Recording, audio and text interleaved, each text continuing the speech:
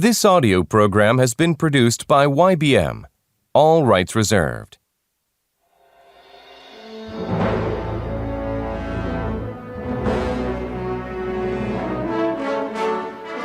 Beauty and the Beast. Chapter 2. A Rose for Beauty.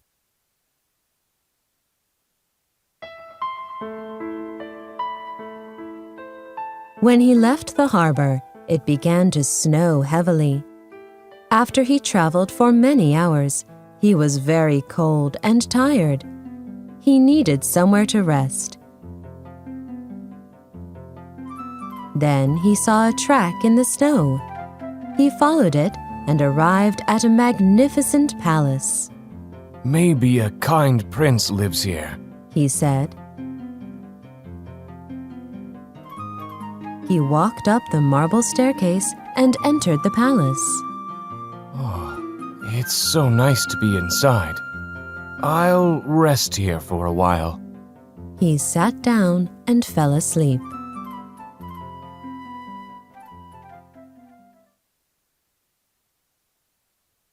When he awoke, he saw food on the table next to him.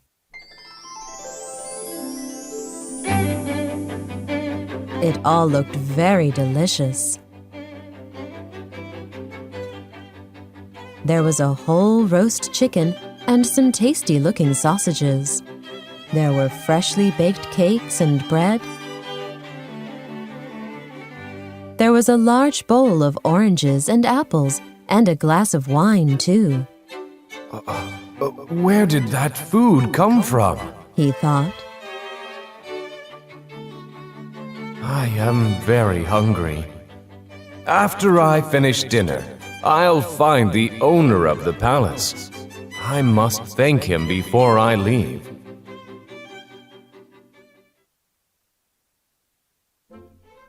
After he finished his meal, the palace was still very quiet. He searched for the owner, but he found no one. The merchant went into the palace garden. He was surprised. Outside the palace walls, snow had fallen. But in the garden, the sun shone brightly. The air smelled fresh and clear.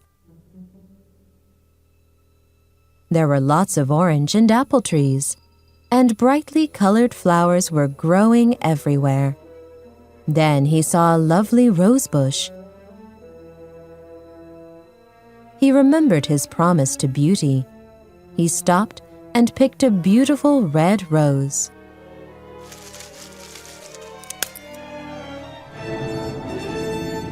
Suddenly, he heard a loud noise behind him. He turned around and saw a huge, fierce beast.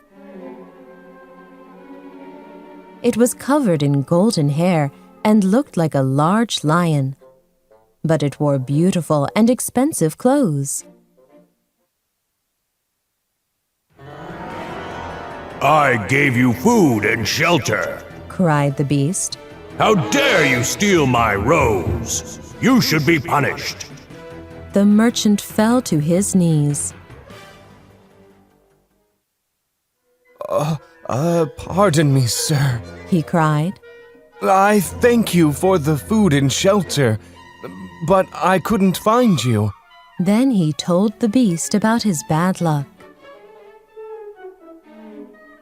I cannot buy presents for my daughters because I have lost everything, he said.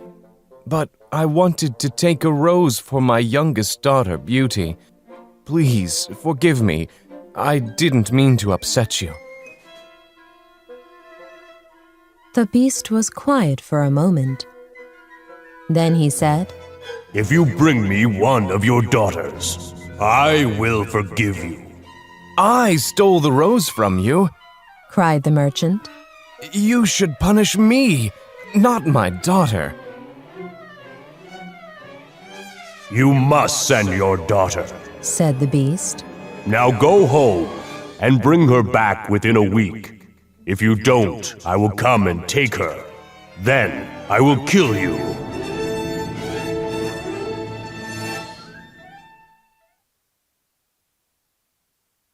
The merchant promised to return in a week. He hurried home.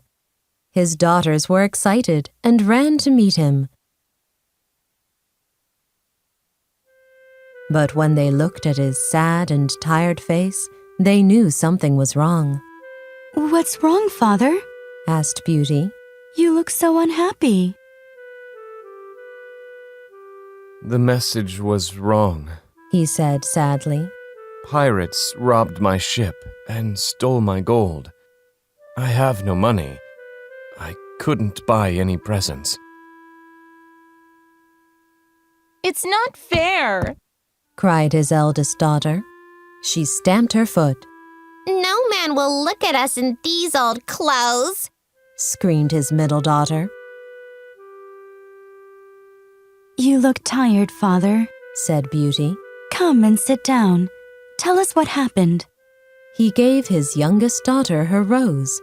Then he told them of the beast's demands.